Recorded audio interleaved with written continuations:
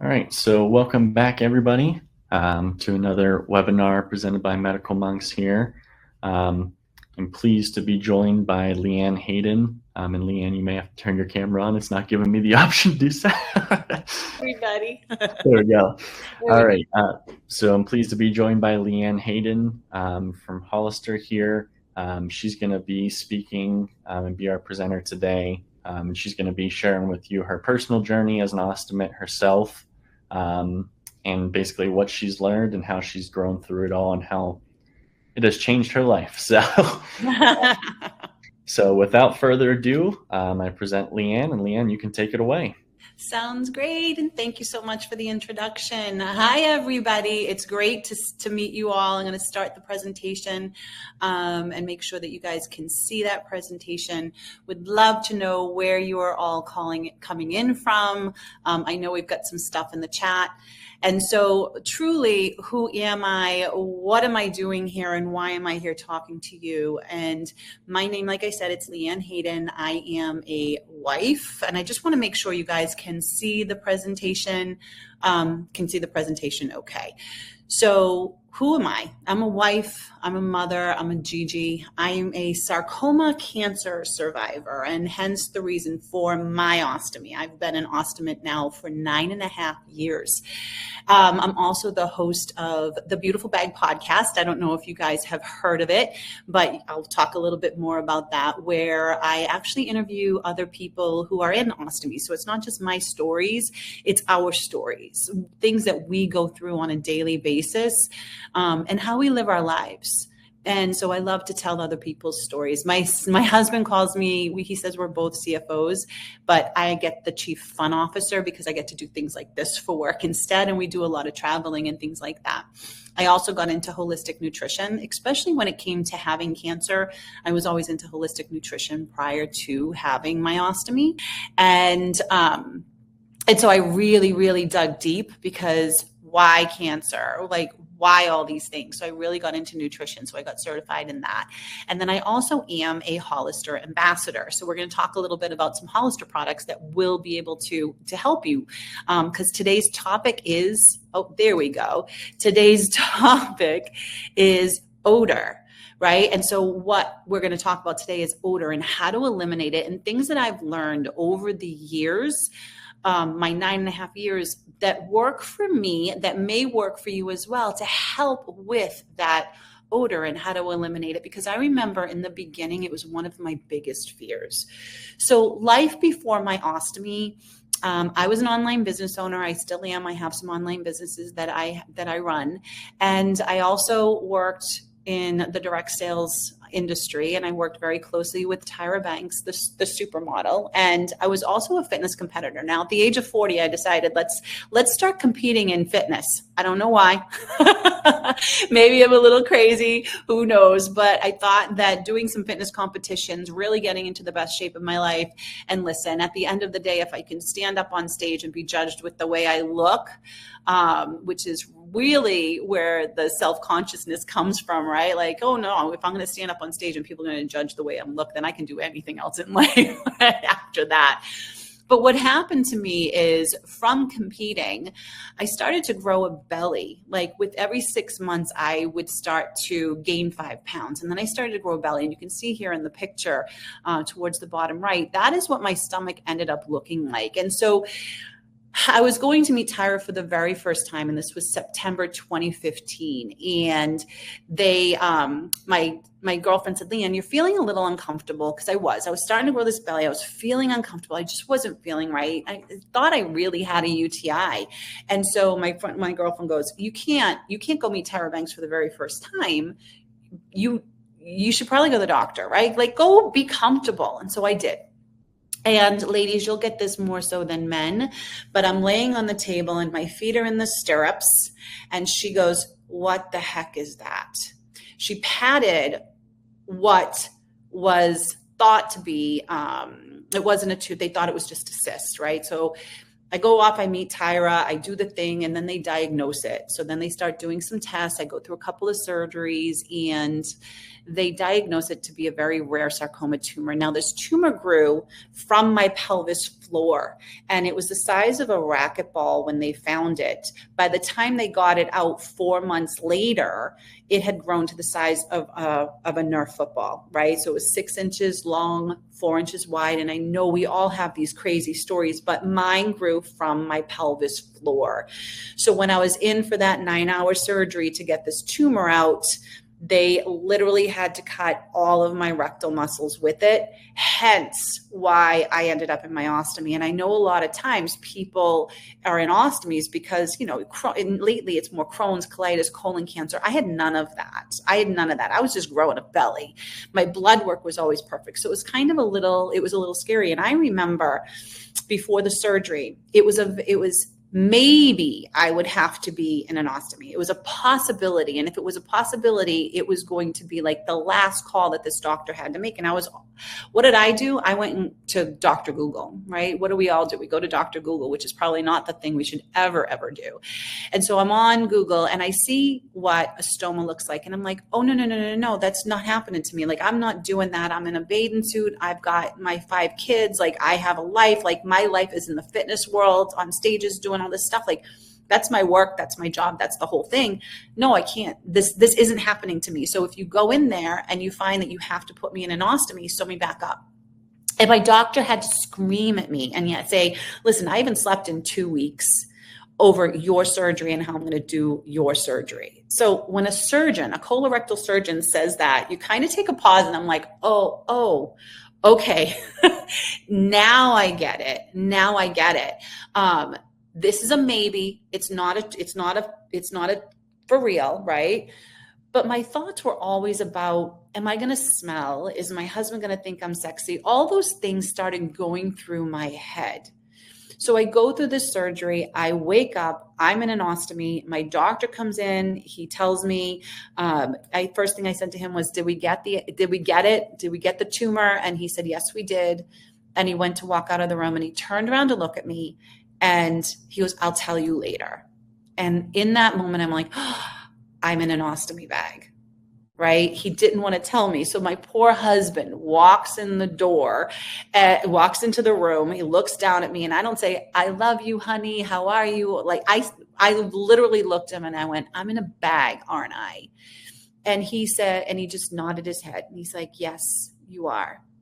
And it was in that moment, I think I realized that I was given a second chance at life, because my other option was to die, right? Like that was my option. And so I said, oh my gosh, I got this second chance at life. I'm going to take advantage of this second chance at life. So I looked at him, I said, okay, well, we got to figure this out. I got to get out of the hospital. I have things to do. I have travel to do. I have a life to live. I have all these things. And so I got up out of the surgery. I did all the things that I needed to do. I walked first, which is always the first thing that we should do when we get up, after surgery in the hospital, get that anesthesia out of our bodies. I had told my doctors, listen, I'm going to fly to California next week because I have a whole event thing I need to do. And he's like, LeeAnne, you're going to be in the hospital for a week. I don't recommend this, but I did it. I actually got permission, but I had a total colectomy, right? So I have my stoma that's new. I'm sewed up and behind. I've got all these things going on, but I did a week later get up, go on a plane, fly across the country. I rested. I wasn't crazy. Do not recommend it. But I started to live my life and I started to figure it out, right? How do I do this? How do I live with this new ostomy? Like, how do I live this life? So I learned how to do the first challenges, and we all know what those first challenges are, right? Like I remember my very first shower, getting into the shower, taking everything off, showering that hospital smell off, and looking down and seeing poo on my foot, right? Because I did a whole bagless shower. Nobody told me. I didn't do the research first, right? Like, because I wanted nothing to do with this. So I didn't know, like, you can wear the bag in the shower. You should wear the bag in the shower. So I look down, I have poo on my foot. I start to cry. My husband comes running in. What's going on? What's going on? What can I help with? I'm like, you got to cut a hole in the flange. And right. So we figure it out along the way. And I remember being on that first plane ride, flying to California, coming back, and I'm under blankets coming home. And I hadn't changed my bag, right, in a few days, because again, I went out to do something, came back, and I hadn't changed my bag in a few days. And I have the blanket up over me and my husband, and we're on the plane, and my husband leaned over and he goes, I can smell you. And I'm like, okay. Like, I'm learning this stuff. And he's like, it's okay. I just want you to know. I said, well, when we get home, I'll change the bag. And now I gotta work on these things, but having a great support system. I mean, within the first 2 years, I watched the oldest of our 5 children get married. I did a Facebook Live 2 weeks after, just explaining my whole situation, like talking to people about, hey, listen, this was me prior to life. And I didn't love her enough. I didn't think she was good enough at things. And here I am now with an ostomy, and this is how life's supposed to be. And this was 9.5 years ago. So this was when Facebook Live was brand new. And there was like 25,000 people watched that video for the very first time. And then 9 months, a year after that, I went on and I did another fitness competition. Now my body does look different, and it's okay. All right. I held on to more weight, but it's okay. I was there doing that competition, blinged out my bag, because I wanted to prove that no matter what our bodies look like, we are beautiful for who we are as a person. And we can do anything at all. And so again, like I said, it's like a second chance at life. So over the last few years, I have truly lived my life to the fullest. I've traveled all over the world. I created the Beautiful Bag podcast. I've been an ostomy advocate now for 9 years. My husband and I sold our house and we lived in Manhattan for a while. I've gone to Italy. I've gone to mission trips in the middle of Honduras, in the middle of the jungle sometimes in Honduras. And people are like, LeeAnne, you're in an ostomy. Aren't you worried about infection or anything? He said, no, you know what? It's probably safer for me to be pooping in an ostomy bag and just have to unclip it, trash it, and put a new one on than it is for you guys to have to sit on some toilets in some places, right? Or have to kind of squat. I don't have to squat anymore. But we know this is what we go through in our lives.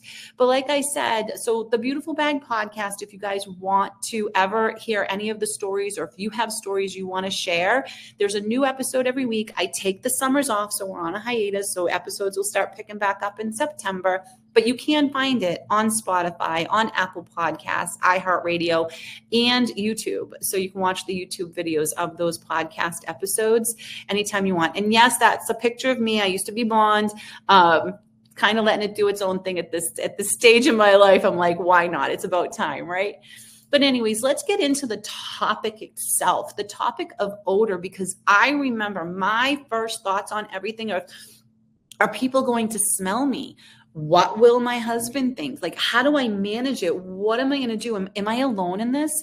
And again, my husband smelt it that one time on the plane. He has never told me he could smell it again. I have had some episodes where I was sitting across from a friend of mine and I had some broccoli at lunch, and all of a sudden I started gassing. And you guys who are in ostomies, right? All of a sudden I can smell it, right? Because it came up and it went to her.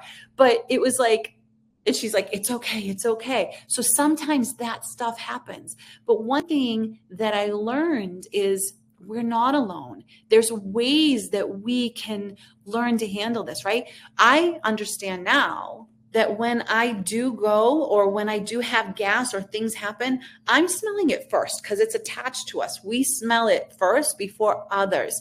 Most times people cannot smell anything. 9.5 years, I think my husband only one other time has told me that he could smell it. And it was about time for me to have to change the flange. So that's why. But most times people can't smell it. Other people can't smell it unless it's the food you eat. So one thing that I did learn is that for me, my diet matters. What I put inside, what I'm ingesting inside will truly handle how full my bag will get, how much odor is going to come out of my bag. In the beginning though, like in the very beginning when I first got my ostomy bag, it smelled worse. Right? It's that new smell. My body was eliminating things like the anesthesia, the medications, all of that. And it's new. And so it smelled more for me when I first started changing the bags. Now, mind you, Everyone's poo smells. So we need to remember that. So when I go into the bathroom now, I found some products that work for me. We're going to talk about some of Hollister's in a minute, but it's like you spray a little spray before you empty your bag, and then that kind of helps eliminate that odor a little bit. Changing your bag quickly, burping the bag. We're going to talk about burping the bag in a minute, and having bags with some filters. So, but sometimes those filters, and where it can get covered up, right? So sometimes you start to balloon a little bit. You want to burp the bag. Yes, you're going to take yourself out when you're in the bathroom. Sometimes I'm like, whoa, what did I eat? Because all of it has to do with the diet. So like I said, I mean, for me, I know, like, I can't have broccoli. If I'm going to eat broccoli, if this body's eating broccoli, the person next to me is going to be hurting later. No matter what the situation, that's going to happen. So our diets truly, truly matter what we eat. So products that Hollister has that work is the Adapt lubrication deodorant, right? So you put that inside your bag, and it helps to lubricate the bag on the inside, and it helps to eliminate some of that odor. I love the fact that it helps to might help my stool drop in the bag so it doesn't get all pancaked, because sometimes we get pancaked up at the top. And when we get pancaked up at the top, that can cause things like expansion of the bag from gas. It could, because that can cover the filter. Sometimes that can also help, like if you're pancaked, you can smell it a little bit more, right? Like we can smell it a little bit more because it's up the top by the filter. So by using the lubrication deodorant, it helps it drop into the bag a little bit better. And it helps eliminate the odor. Like I said, spraying and eliminate I can't even talk right now. An odor eliminator spray. Say that 10 times fast. Spraying that prior to even changing your bag, because then the scent comes out. And then you change your bag, and then if you need to, you can spray it again after. I found that the sprays help best, like, yes, at home, but I have some that I carry in my purse, because sometimes we have to change our bags in public. And so when I'm doing that, I'm like, how am I going to change my bag in public, or even have to burp my bag? Sometimes I'm on a plane. What do you do on a plane, right? Because that bathroom, that air is circulating, right? So it's like using the spray prior, changing the bag quick. And the reason I change my bag quick is because I do use Hollister's Saraplus 2-piece system with the filter. So for me to change my bag, I unclip it, drop it into the doggy poop bags, I call them, put a new one on quickly, tie that bag up. So I spray first, make the bag change, and then spray again at the end. And it really does help with that odor. Does it completely block it? No, but it does help it so it's not so strong. Now, like I said, diet matters. Now, all of our diets are different. Each one of us have specials that, we have. Our bodies are so unique to us. So what works for me might not work for you. I eat a more higher protein, low glycemic diet. I have to stay away from raw veggies because I do have adhesions. So I have to stay away from that roughage, right? So sometimes I get blockages. So I have to cook my veggies really, really well for me.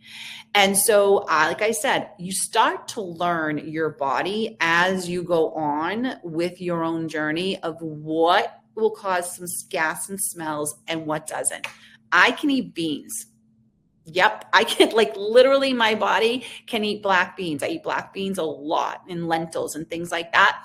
And you know what? It does not make me gas, and it doesn't make my stool smell worse than if I had broccoli. Right? So that's kind of crazy, but that's one thing that I figured out works for me. Now, other people, I'd love to hear what works for you guys too, because we're all so different. So we have to pay really close attention to our diets. What I started to do in the beginning was keeping a food log, and keep within the food log and writing down what I'm eating, when I'm eating it, and how my body processed it. And by doing that, I figured out, okay, if I eat this, then somebody's going to get hurt. If I eat this, I'm fine. And that doesn't happen. So that's something I would recommend that everybody does. just to kind of get to know your own body and how your own body processes certain foods.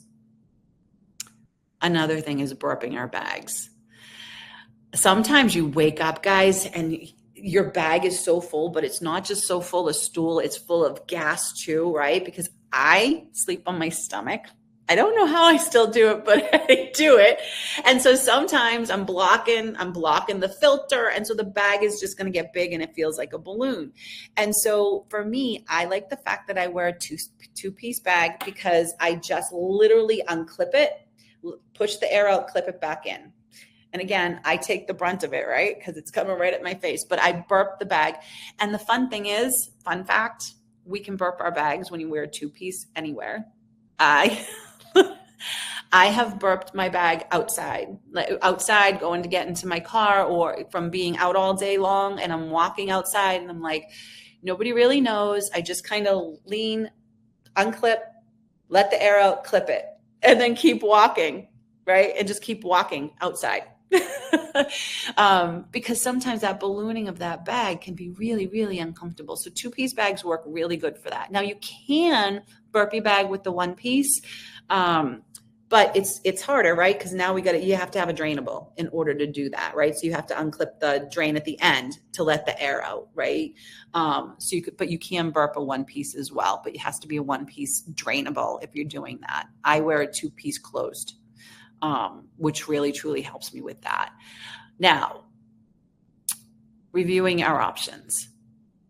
We need to know what causes gas for you, right? Like, what's your foods that cause the gas for you? Like, when does that happen? Is it even hydration? Are you drinking enough water to help your body process the foods that you eat? So we need to really figure it out, and journaling the foods that you eat will really truly help you to figure out what foods are causing your gas. And know that you don't have to give them up. Just know that you're going to have gas with it. And sometimes you might want to not have that if you're going out to dinner with a whole group of people. Finding products that work for you. Like I said, Hollister has great products. The M9 spray, keep it in your purse. Keep it in your pocket, spray it before you go, before you change your bag, spray it again. Even if you're burping, spray it, burp it, spray it, right? That will help with that odor elimination. And the most important thing I think for all of us in this journey is knowing that we're not alone. I have found over the last 9.5 years, from having the podcast, from working closely with Hollister, from going to the UOA events, from doing webinars like this and joining webinars like this, and companies like Medical Monks and Hollister, is meeting other Ostomates and knowing during that time that we're really truly not alone. Being on social media and connecting with other Ostomates on social media, I have found the best of friends over these last 9.5 years. And I think that one of the most important things for me is knowing I'm not here alone. I have other people that I can discuss this with. Now, I've gotten together with a group of Ostomates. There's 10 of us sitting around having Mexican food,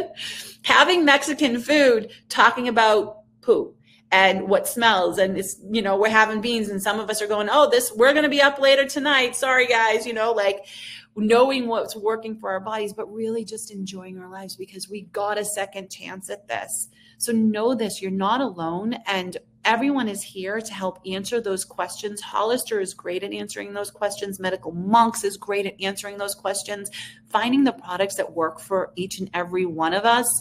And again, knowing that we're not alone. So that really is all I had for you all today.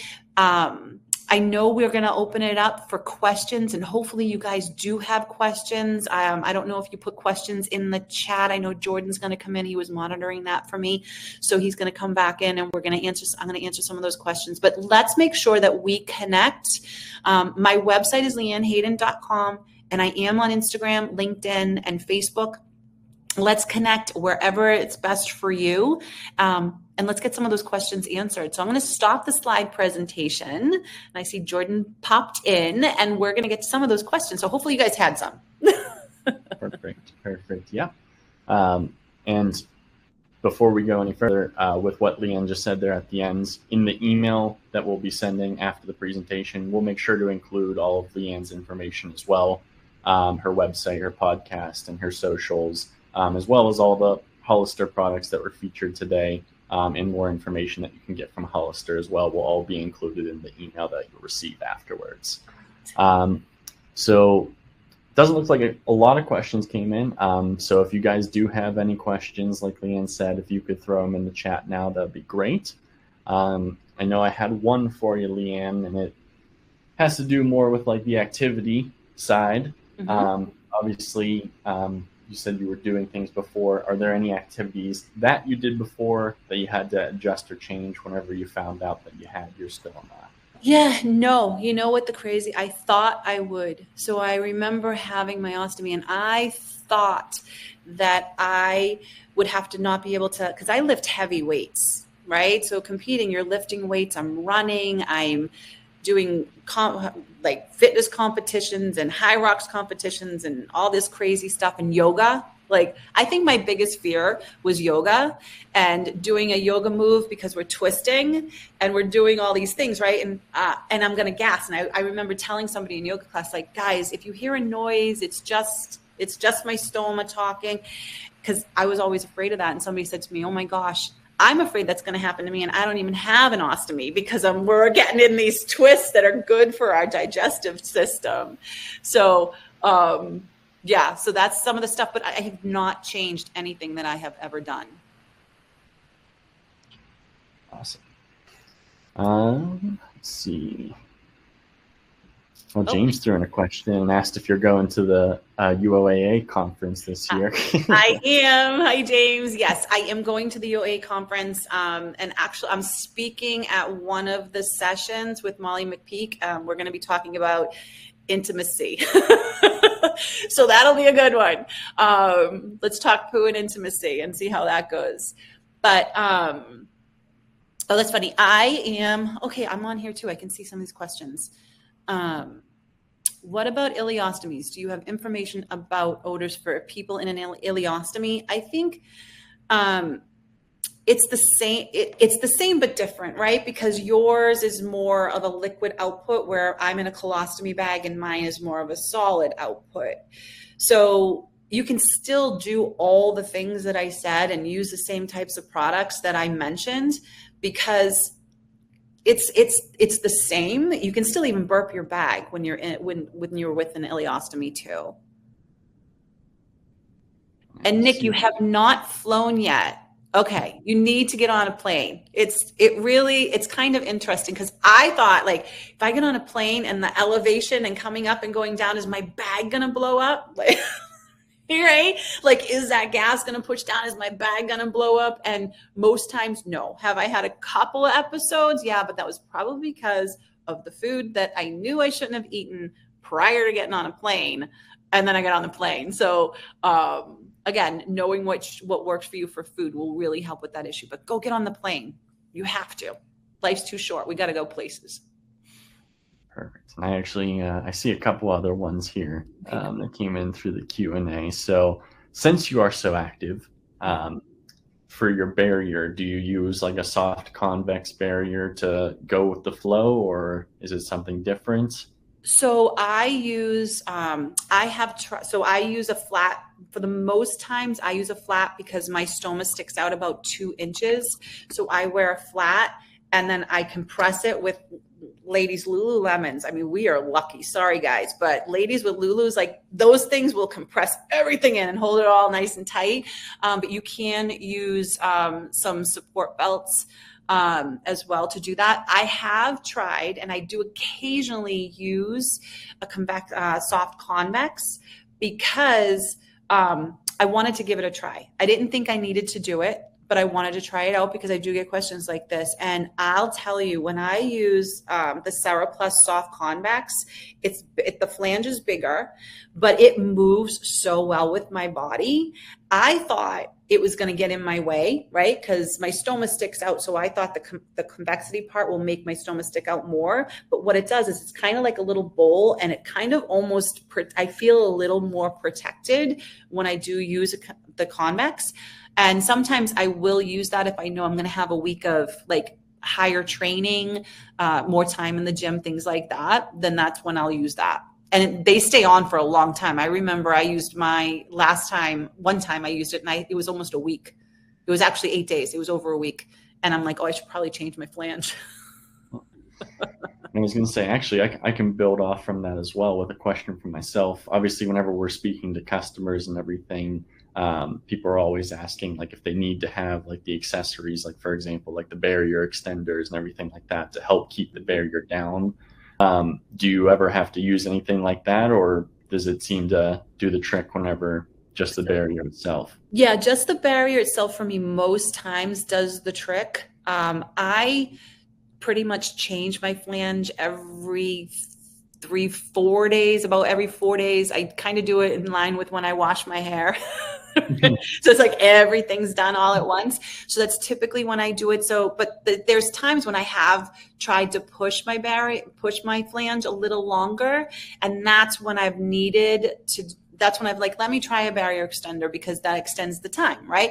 So, or if I know I'm at that 3-day mark, but I'm not ready to take that, I'm going to do a hot yoga class, then I'll put the barrier extender on it, the strips on it, just to make sure it's staying in place but I've never really had any issues, especially with the Sarah Plus flanges. They stay put. Let's see. I think there was something. Oh, Jennifer mentioned her doctor. She was always told to avoid beans because they have skin and it could cause a blockage. Again, we're all so different. I wish there was just one thing to eat and one thing not to eat. I chew, and again, I'm in a colostomy bag, so my openings are a lot bigger. I have to watch what I eat from the fact that I have adhesions, like surgical adhesions that decided to wrap around the outside of my small intestine. Sometimes will create that blockage. But for the most part, I just chew things a little bit more, right? We're always told chew, chew, chew when it comes to the food that we eat. All right, Jerry Ann, can you talk a little about pancaking? How do you avoid that happening? Yes, tighter fitting clothes will create the pancaking. Like I said, if I'm in my Lulus and I'm all tight in here, right? Or I've got my Spanx on and I'm all tight and right because I want to look good. I'm going to know that could potentially cause some pancaking. So I'll start to feel it a little bit, like the stool to start to come out sometimes. And then I just kind of lift my pants, right, my Lulus, and push the stool down as much as I can so I can try to avoid that. And like I said, the lubricating deodorant that you can put inside the flange, like you can rub it on the outside, it helps that kind of slip down way easier than having nothing there. It helps a lot. Let's see. Yeah, Harriet, you get a week from your Hollister flanges. Aren't they crazy? Like they literally stay on so good. And yeah, wearing a hernia belt, like I said, hernia belts, they work great. I have had no issues so far with, I'm going to knock on wood, 9.5 years with wearing just really compressed Lulus when I'm working out. And actually, I have a one here that I kind of think is pretty unique from Alina. She said, have you noticed, like, is there a certain time of year or season that may affect your odor a little bit more than others, or? Oh, that's a really good question. Yeah.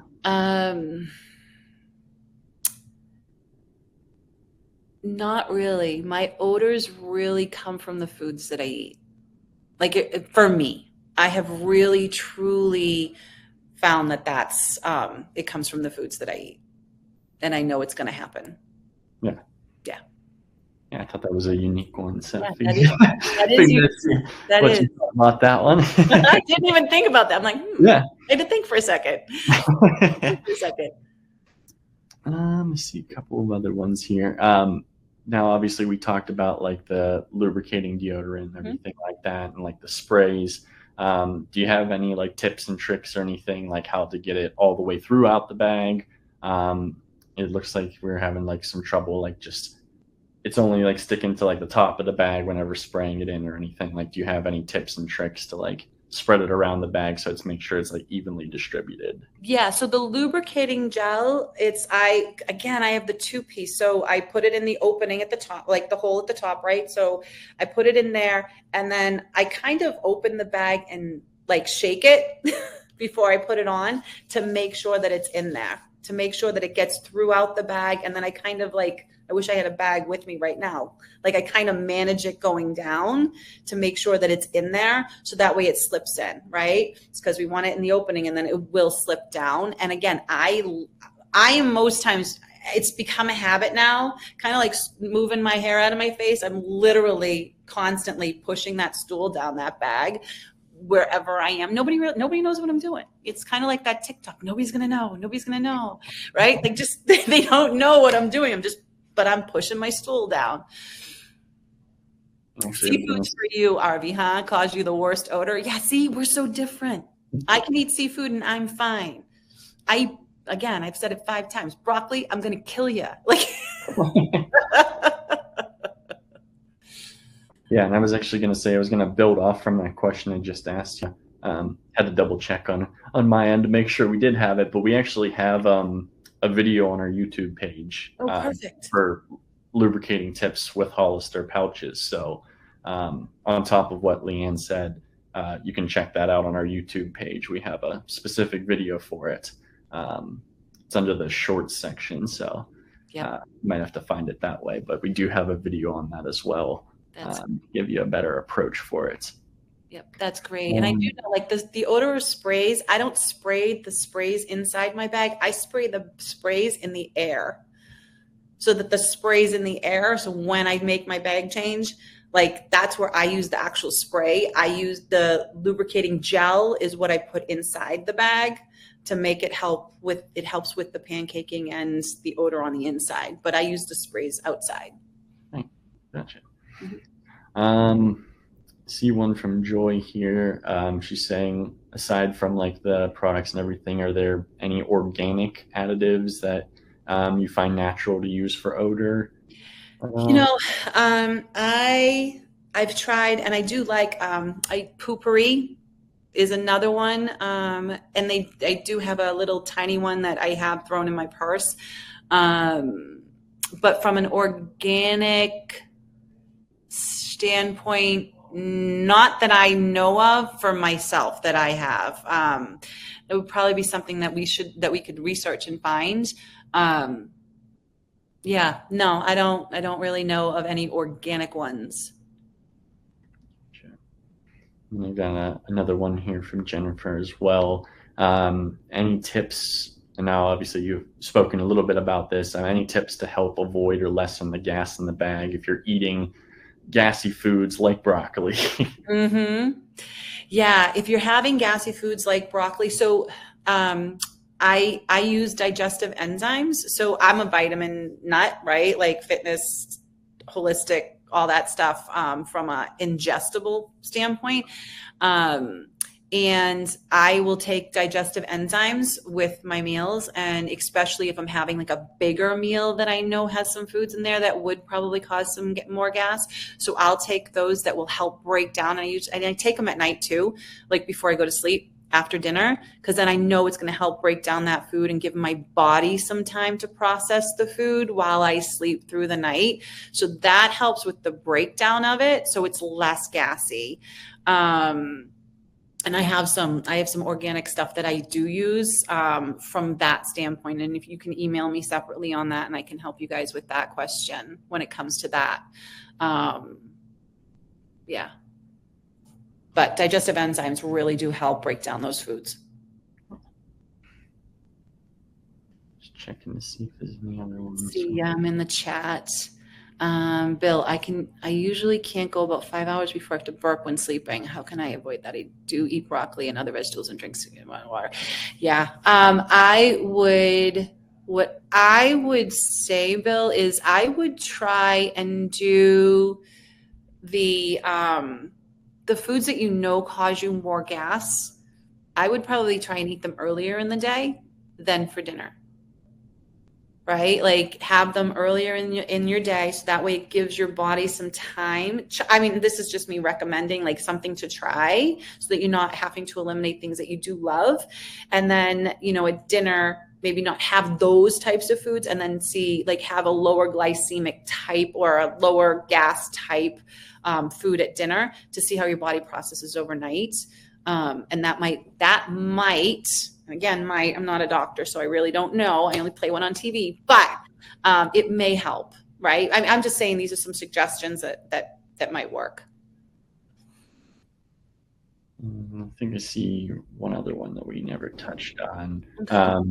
Now, you're using a drainable pouch, obviously. Nope. Or no, you're using a closed-end pouch? Okay. Mm-hmm. Sorry, I misunderstood myself. We have one question here. With your experience, how many times a day do you usually have to change your bag? Yeah, so I change my bag definitely every morning. I don't know why, but I start to get a little more active throughout the night, right? And then when I get up in the morning and I go for my walk, right? I change the bag and then I put a new one on, and then I go to the gym and I'll work out, because I don't want to work out in a bag that's not, like, I just don't. It's very uncomfortable for me. And then seems like once I get done with the gym and I come home, that's when Ivan, that's my ostomy's name is Ivan after my doctor. Ivan decides to get active after I work out most times. And I'm typically really active around that 10 o'clock in the morning, 10 o'clock in the morning time frame. And then I'm pretty good for the rest of the day. Then the rest of the day I have like out a little more output. So I change my bag 1 to 2 times a day. All right, so I'm just double checking here, just to make sure you don't miss anything. I think we touched on that one already.